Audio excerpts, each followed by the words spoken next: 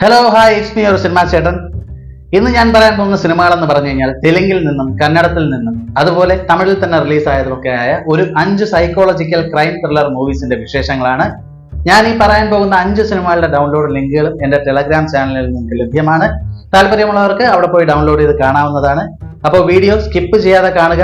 അതുപോലെ ചാനൽ ആദ്യമായി കാണുന്ന ഒരാളാണെങ്കിൽ ദയവായി സബ്സ്ക്രൈബ് ചെയ്ത് സപ്പോർട്ട് ചെയ്യുക, ലൈക്ക് ചെയ്യുക. അതുപോലെ ഈ മൂവി എങ്ങനെ ഉണ്ടെന്നുള്ള നിങ്ങളുടെ അഭിപ്രായങ്ങളും എന്റെ കമന്റ് ബോക്സിൽ അറിയിക്കുക.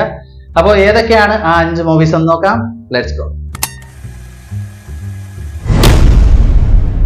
2022 തെലുങ്കിൽ റിലീസായ ഒരു മിസ്റ്ററി ക്രൈം ത്രില്ലർ മൂവിയാണ് ബ്ലാക്ക് എന്ന ഈ ഒരു ചിത്രത്തിന്റെ കഥയുടെ പ്ലോട്ട് എടുത്ത് നോക്കുകയാണെങ്കിൽ ചിത്രത്തിന്റെ ആദ്യം കാണിക്കുന്ന ഒരു ATM റോബറിയാണ്. ഒരു ATM റോബറി നടക്കുകയാണ്. അതേസമയം തന്നെ ഈ ചിത്രത്തിലെ വില്ലന്റെ അനുജനെ ആരോ കൊലപ്പെടുത്തുകയാണ്.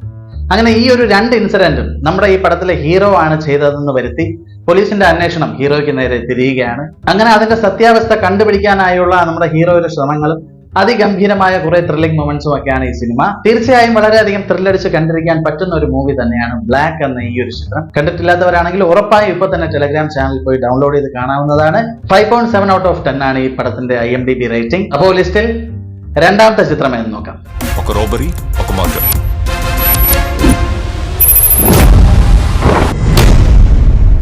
2022 തെലുങ്കിൽ തന്നെ റിലീസായ മറ്റൊരു ചിത്രമാണ് ബോധയാ വിടുങ്ക എന്ന ഈ ഒരു ചിത്രത്തിന്റെ കഥയുടെ പ്ലോട്ട് എടുത്ത് നോക്കുകയാണെങ്കിൽ നമ്മുടെ ഇതിലെ ഹീറോ ഒരു ഡെലിവറി ബോയ് ആണ്. അങ്ങനെ ഒരു ദിവസം ഡെലിവറി ചെയ്യുന്ന ഒരു സമയത്ത് അദ്ദേഹം ഒരു മോഷണം നടത്തുകയും അതിനിടയിൽ ഒരാൾ കൊല്ലപ്പെടുകയും ചെയ്യുന്നു. തുടർന്ന് സംഭവിക്കുന്ന ഗംഭീരമായ മുഹൂർത്തങ്ങളാണ് ഈ സിനിമയുടെ കഥയുടെ ഒരു പ്ലോട്ട്. വളരെയധികം ത്രില്ലടിച്ച് കണ്ടിരിക്കാൻ പറ്റിയ ഒരു ഗംഭീരമായ ഒരു ചിത്രം തന്നെയാണ്.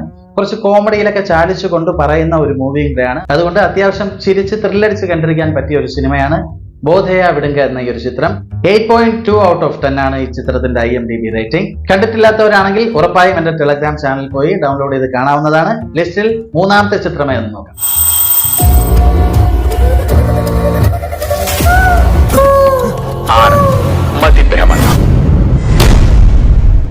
2022 കന്നഡത്തിൽ റിലീസായ ഒരു ചിത്രമാണ് വേദ എന്ന ഈ ഒരു ചിത്രത്തിന്റെ കഥയുടെ പ്ലോട്ട് എടുത്ത് നോക്കുകയാണെങ്കിൽ നമ്മുടെ ഹീറോയും ഹീറോയുടെ മകളും ചേർന്ന് ഒരുപാട് കൊലകൾ നടത്തുകയാണ്. അങ്ങനെ തുടർന്ന് പോലീസിന്റെ അന്വേഷണം, ഈ കൊലപാതകങ്ങൾ ആരാണ് ചെയ്യുന്നത്, എന്താണ് അവരുടെ മോട്ടീവ് എന്നൊക്കെയുള്ള അന്വേഷണമാണ് ചിത്രത്തിന്റെ ഒരു കഥയുടെ പ്ലോട്ട്. ഗംഭീരമായ ഒരു ത്രില്ലർ മൂവി എന്ന് എനിക്ക് പേഴ്സണലി തോന്നിയ ഒരു സിനിമയല്ല ഈ ഒരു വേദ. എന്നിരുന്നാൽ പോലും ഇഷ്ടപ്പെടുന്ന ഒരുപാട് ആൾക്കാരുണ്ടാവാം. ഒരു വൺ ടൈം ആയെല്ലാം കണ്ടിരിക്കാൻ പറ്റുന്ന ഒരു ഗംഭീരമായ ഒരു ചിത്രം തന്നെയാണ് ഈ ഒരു വേദ എന്ന ഈ ഒരു ചിത്രം. കണ്ടിട്ടില്ലാത്തവരാണെങ്കിൽ ഉറപ്പായി ഇപ്പൊ തന്നെ ടെലഗ്രാം ചാനൽ പോയി ഡൗൺലോഡ് ചെയ്ത് കാണാവുന്നതാണ്. 6.8 ആണ് ഇതിന്റെ IMDb റേറ്റിംഗ്. അപ്പോ ലിസ്റ്റിൽ നാലാമത്തെ ചിത്രമേ നോക്കാം. பொண்ணு கங்கை மாதிரி எதிர்த்துன்னா அந்த வேகத்தை சிவனாலி எதிர்த்து கொள்ள முடியாது.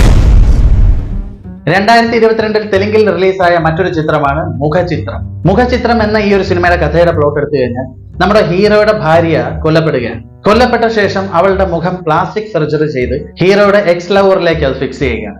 അങ്ങനെ തന്റെ ഭാര്യയായി തന്നെ എക്സ് ലവറിനെ കൊണ്ട് നടക്കുന്ന ഒരു വ്യത്യസ്തമായ ഒരു കഥാ പശ്ചാത്തലമാണ് ഈ ഒരു സിനിമയുടേത്. ലോജിക്കലി ഒന്നും അധികം ഞാൻ തിങ്ക് ചെയ്യാൻ പോയില്ല, കാരണം കഥയിൽ ചോദ്യമില്ല എന്നുള്ളതാണല്ലോ. എന്നിരുന്നാൽ പോലും ഗംഭീരമായി ത്രില്ലടിച്ച് കണ്ടിരിക്കാൻ പറ്റിയ ഒരു ചിത്രം തന്നെയാണ് ഈ ഒരു മുഖചിത്രം എന്ന ഈ ഒരു ചിത്രം. ഒരു കോർട്ട് റൂം ഡ്രാമയായിട്ടാണ് ഈ ഒരു ചിത്രം മേക്ക് ചെയ്തിരിക്കുന്നത്.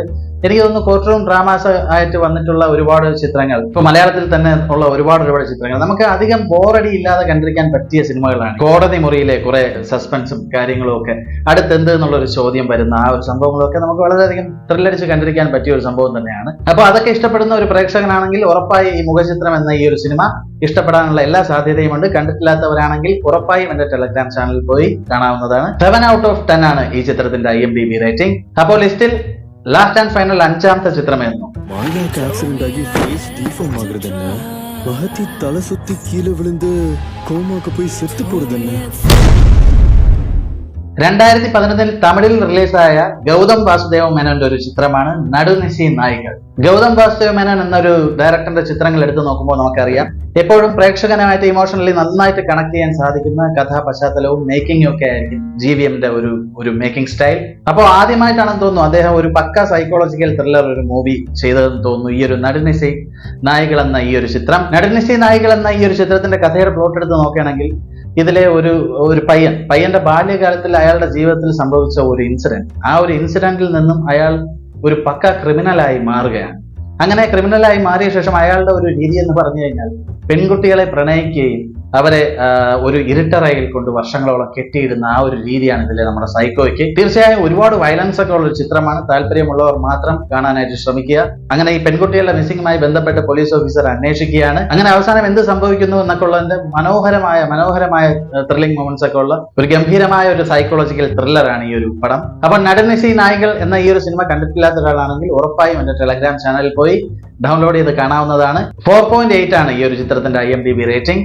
ഒരേ ഒരു കിസ്സാനായിട്ട് കൊടുത്തേ